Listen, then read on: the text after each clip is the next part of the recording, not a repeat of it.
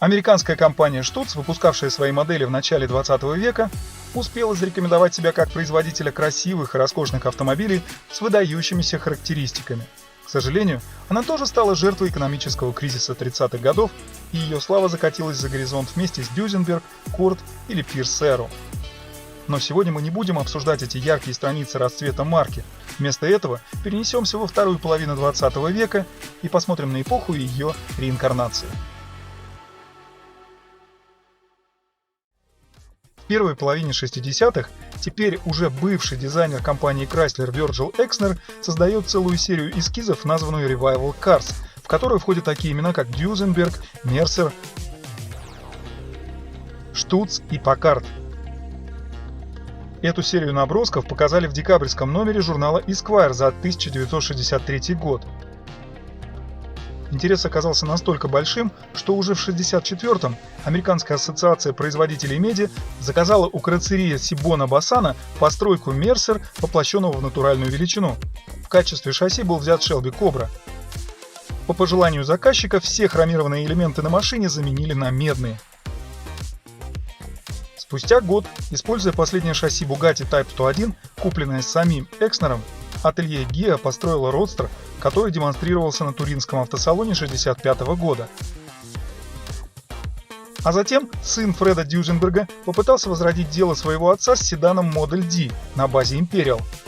Тоже ателье Ghia построило прототип, который, однако, также остался существовать в единственном экземпляре.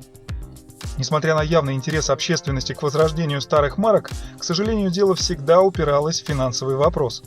Так что все задумки остались воплощенные в виде этих трех прототипов.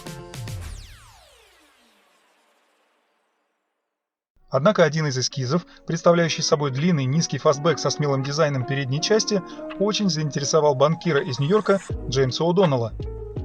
Этим ярким автомобилем оказался Stutz, и он настолько им проникся, что решил создать свою собственную компанию для его производства. Хотя еще бытует мнение, что выбор пал на Stutz не потому, что он был лучше всех, а по более простой причине. Просто на тот момент на торговую марку не было заявлено никаких прав, и ее можно было использовать, не вкладывая никаких дополнительных средств. Для этого О'Доннелл обратился к Экснеру, который по его просьбе создал обновленную версию Stutz. В итоге партнеры по вновь образованному предприятию разграничили свою деятельность так. Экснер должен будет отвечать за дизайн, а О'Доннелл обеспечит финансирование и управление компанией.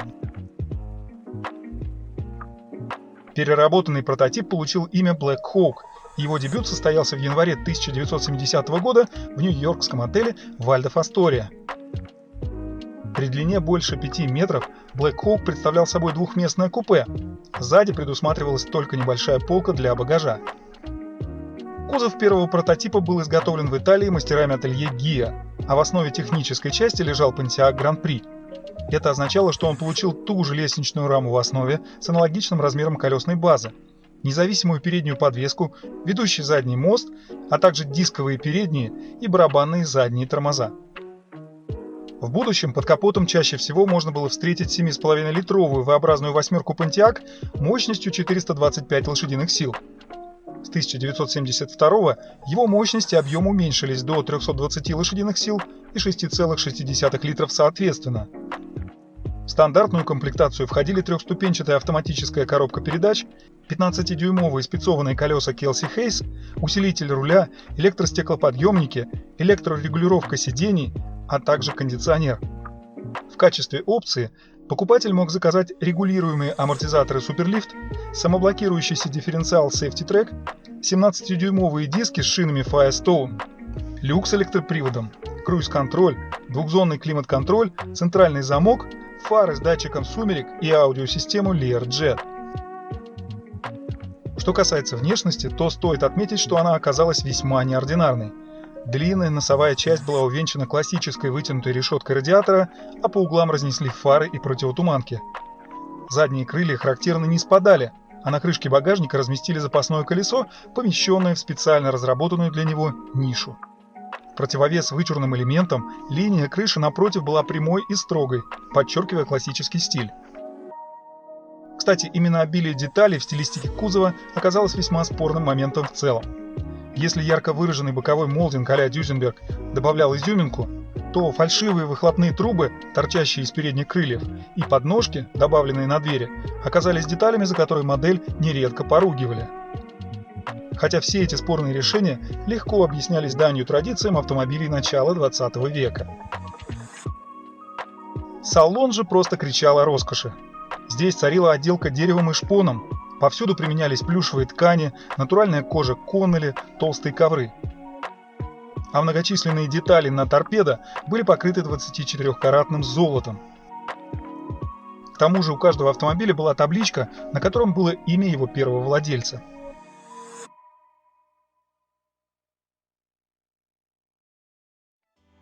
Затраты на постройку первого прототипа, построенного компанией Ghia, составили неподъемные $300 000. Для снижения расходов был заключен контракт с другим итальянским ателье из Модены – Падане. В то время она занималась строительством кузовов автобусов, например, для Fiat, и некоторых моделей Maserati. На долю Падане пришлась постройка купе Black Hawk первой серии в 1971 году. Для этого закупались готовые шасси Pontiac Grand Prix и отправлялись в Италию для постройки кузова, а затем возвращались обратно в США в виде уже готового автомобиля. Интересно, что на тот момент директором подразделения Pontiac был Джон Делориан, и именно его положительное решение о возможности использовать их шасси ускорили все бизнес-процессы по развитию проекта Штуц. А еще весьма занятным фактом оказалось то, что при постройке кузовов Падане использовали многочисленные итальянские детали.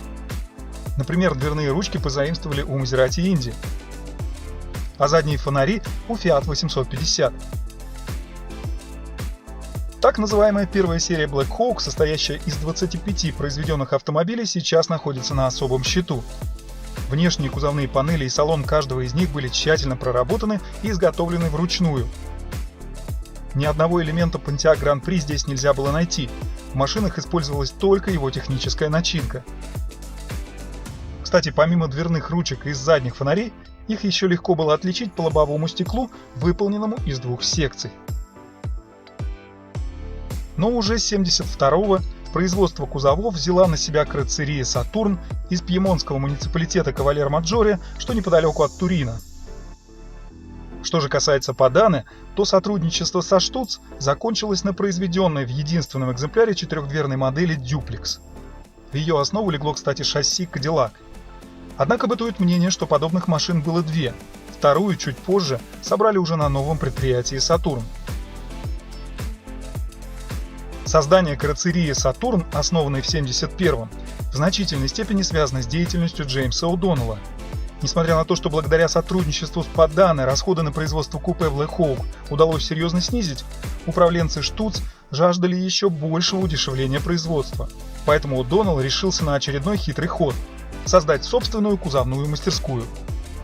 Вот так на севере Италии и появилась на свет карроссерия Сатурн. Соучредителями О'Доннелла стали итальянцы Риналдо Мина и Габриэле Мартино. Отныне здесь производились все модели Штуц вплоть до 1987 года. Производство закончилось появлением нового кабриолета Bearcat 2 на базе Pontiac Firebird, у которого был пластиковый кузов, но об этом чуть позже. Кстати, после прекращения отношения со Штуц, Сатурн так и не смог получить ни одного серьезного заказа.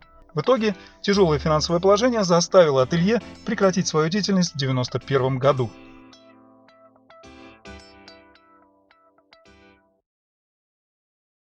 С момента, как производство переехало в ателье Сатурн, в силу необходимости сокращения расходов было решено использовать Pontiac Grand Prix по максимуму, а именно стекла, задний бампер с фонарями, приборную панель и иные элементы интерьера. Отныне лобовое стекло стало цельным, а кузовные элементы Pontiac подгонялись под стилистический образ Экснера. С 1972 по 1979 годы купе Black Hawk в техническом плане серьезно не менялось. Отличить машины разных годов можно по незначительным правкам в оформлении экстерьера. В частности, в 1974-м в задней части использовали фонари от Chevrolet Vega.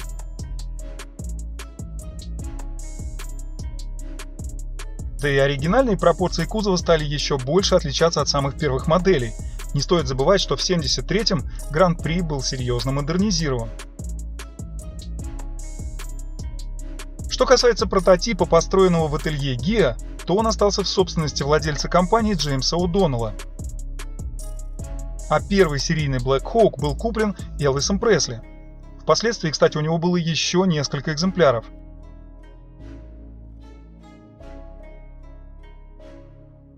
В 70-е ездить на штуц Black Hawk считалось высшим шиком, поэтому в число клиентов фирмы входили преимущественно звезды эстрады и кино, музыканты, спортсмены.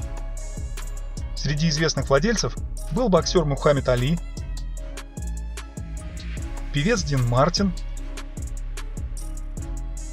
актриса Люсиль Болл, музыкант Уилл Пикет и другие знаменитости.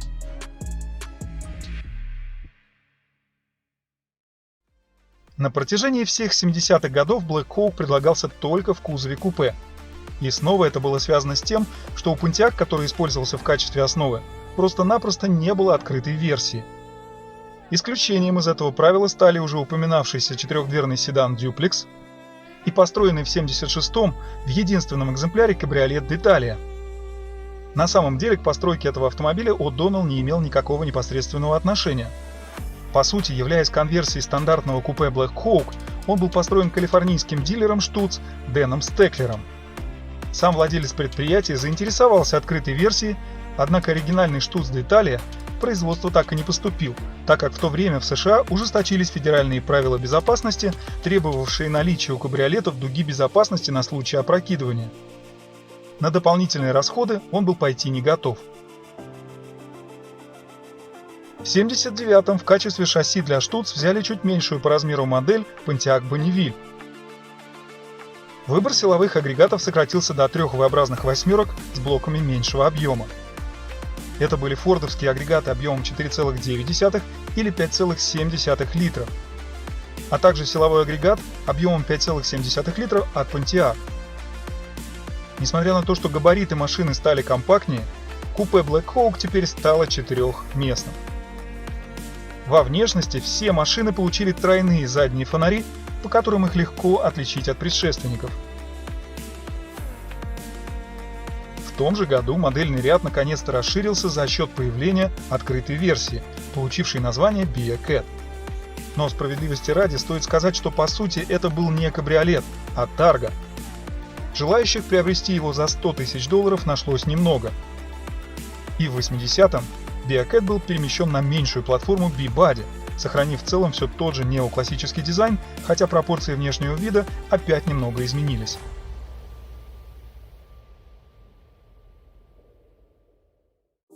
В том же 79-м был разработан четырехдверный седан Stutz Quattroporte, внешний вид которого принадлежит итальянскому дизайнеру Паоло Мартину. Тому самому, который приложил руку к образу таких автомобилей, как Fiat 130 Coupe, Rolls-Royce Camargue, а также весьма футуристическому концепту Ferrari 512 модула 70-го года. Естественно, он бережно отнесся к общей концепции Экснера, ограничившись деталями и пропорциями кузова. Производство Quattroporte продолжалось 6 лет, за которые было собрано примерно 50 штук.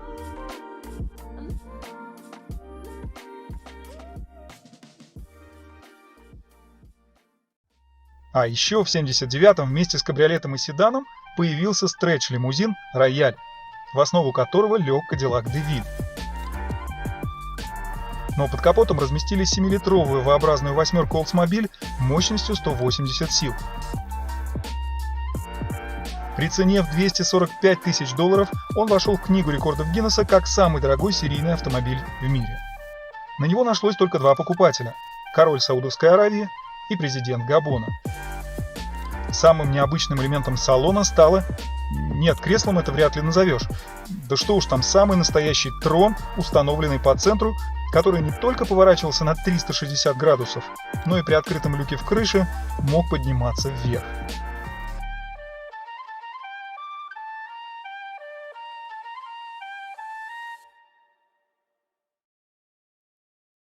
В 80-м году модельную линейку пополнил более крупный по сравнению с Quattroporte седан Diplomatica.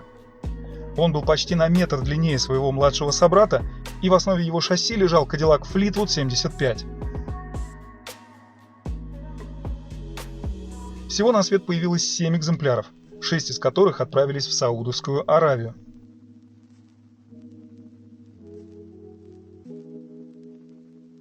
А в 1981-м модель Quattroporte получила удлиненную модификацию и стала называться Виктория. Интересно, что машину растянули не посередине, а сделали это в задней части, между задней дверью и колесной аркой.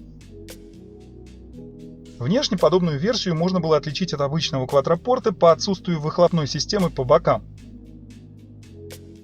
До момента прекращения производства в 1985-м их было выпущено 7 единиц.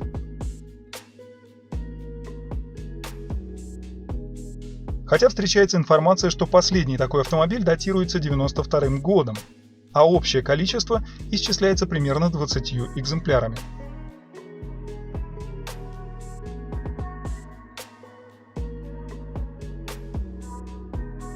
Постепенно, в течение 80-х, в США модели Stutz перестали пользоваться спросом, поэтому основными целевыми рынками для компании стал Ближний Восток и Северная Африка. Дошло до того, что по заказу постоянных клиентов из Саудовской Аравии О'Доннелл даже начал строить не только бронированные внедорожники, но также седаны и даже фаэтоны на базе Chevrolet Suburban. А самый безумный вариант был выполнен в виде шестидверного лимузина.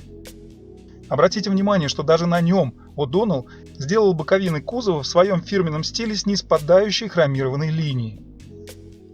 В одном из источников встречается информация, что такой монстр весил более 4,5 тонн, и для него пришлось форсировать самый большой двигатель объемом 7,4 литра до 425 лошадиных сил.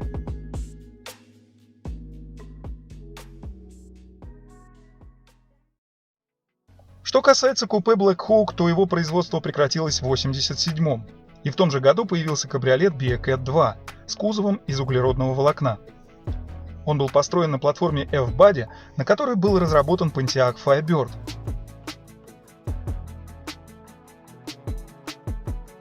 На выбор предлагались две V-образные восьмерки с многоточечным впрыском топлива, 5-литровая мощностью 210 сил, а также объемом 5,7 литров, выдающая 240.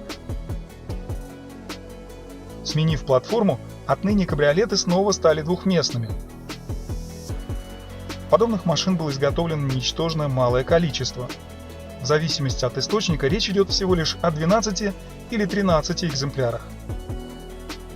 Причем практически все они были построены еще до 90-го года. Лишь последний был собран в 95-м, и он продолжительное время был выставлен у единственного оставшегося дилера марки Sunshine States Convertible Heaven из флоридского городка Помпано-Бич. И это неудивительно. Времена и вкусы изменились, тогда как стоимость одного такого кабриолета составляла заоблачные $125 тысяч. Найти покупателя на столь специфический товар было весьма непросто. Кстати, пара таких автомобилей оказалась в известной коллекции султана Брунея. Точных данных о том, какое количество автомобилей было произведено под брендом возрожденной марки Stutz, доподлинно неизвестно. Разброс статистики просто огромный. По разным данным считается, что всего за период с 1971 по 1995 годы было выпущено от 500 до 1000 единиц.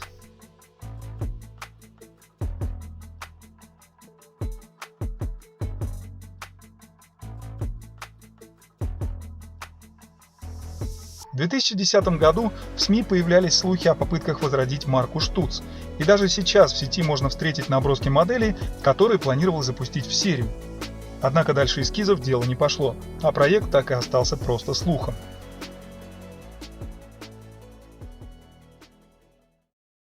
Сегодняшний эпизод появился благодаря вот этому черному Stutz Black Hawk 1971 года. Он примечателен тем, что был одним из 3 купе, принадлежавших Элвису Пресли. История этого автомобиля утверждает, что спустя несколько лет он подарил его своему врачу и одновременно хорошему приятелю Элиусу Ганиму, что подтверждается специальной табличкой на панели приборов. Black Hawk с пробегом чуть больше 31 тысячи мили выставляется на аукцион Меком в Лас-Вегасе, который состоится с 10 по 12 ноября 2022. К сожалению, информации о предполагаемой стоимости звездного автомобиля на сайте аукционного дома нет. Но давайте, как обычно, посмотрим на рынок похожих моделей, чтобы было интереснее наблюдать за результатами торгов. Несмотря на редкость и интересную историю возрождения марки Штуц, на рынке классических автомобилей они отнюдь не поражают воображение высокими ценниками. Учитывая, что в свое время они стоили недешево, а некоторые модели даже попадали в книгу рекордов, результаты аукционов последних лет вызывают легкий диссонанс. Ни о каких продажах за миллионы или сотни тысяч долларов речи не идет. За такие суммы продаются исключительно довоенные модели Штуц. Прежде чем привести конкретные примеры, оговоримся, что в продажу за последние годы не попадает самая первая серия, которая особо ценится. Так что результаты могли бы быть иными. Итак, самыми дорогими стала вот эта пара купе Black Hawk, проданная на аукционе Barrett Jackson. В апреле 2022 модель 1972 года ушла с молотка за 57 200 долларов. А самой дорогой оказалась модель 1976 года. Ее в сентябре уже далекого 2014 удалось продать за 82 500. Справедливости ради, стоит сказать, что ни тот, ни другой автомобиль не принадлежал никаким знаменитостям. Так что ореол славы Элвиса Пресли, а также то, что перед нами самое что ни на есть первая серия, наверняка повлияют на итоговые результаты, которые, возможно, установят новый рекорд стоимости. А на сегодня это все. Спасибо, что листаете автоархивы. До встречи.